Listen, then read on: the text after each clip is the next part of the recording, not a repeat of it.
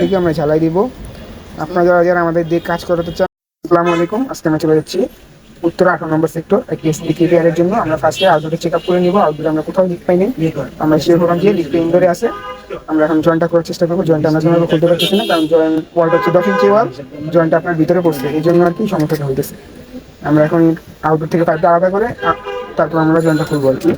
আমরা ইনডোর খুলে ফেলছি পার্ট টু পার্ট ভাবে। এবার হচ্ছে আমাদের মালামাল দেখতে পাচ্ছেন, আমরা এক্সট্রা কম্প্রেসার পাম্প নিয়ে আসছি সার্ভিসিং করার জন্য। এখানে আপনার ইনডোরটা আগে বসানো ছিল, যে আমরা কুলিং চেম্বারটাকে ভালোভাবে হিট দিয়ে নিতেছি যাতে কোনো ময়লা থাকলে কেটে যায় ময়লাটা। তারপর আমরা প্রেশার দিচ্ছি এসিতে, ব্লক ট্লক লাগানো শেষ, হিট দেওয়া শেষ। আমরা প্রেশার দিচ্ছিল 350 PSI মতো প্রেশার দিচ্ছি। আমরা লিক পেয়ে গেছি অলরেডি।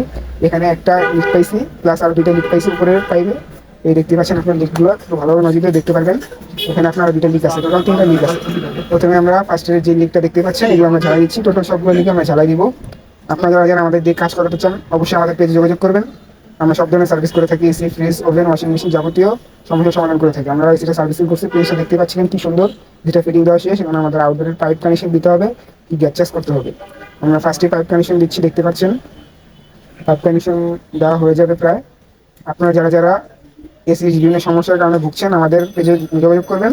আমরা খুবই তাড়াতাড়ি বাসায় এসে আপনাদের কাজটা করে দিয়ে যাবো। এসি কমপ্লিট, আপনি ঠান্ডা দেখতে পাচ্ছেন, 13 থেকে -14 ডিগ্রি সেলসিয়াসের মধ্যে ঠান্ডা হচ্ছে। কাস্টমারদেরকে নাস্তা দিল।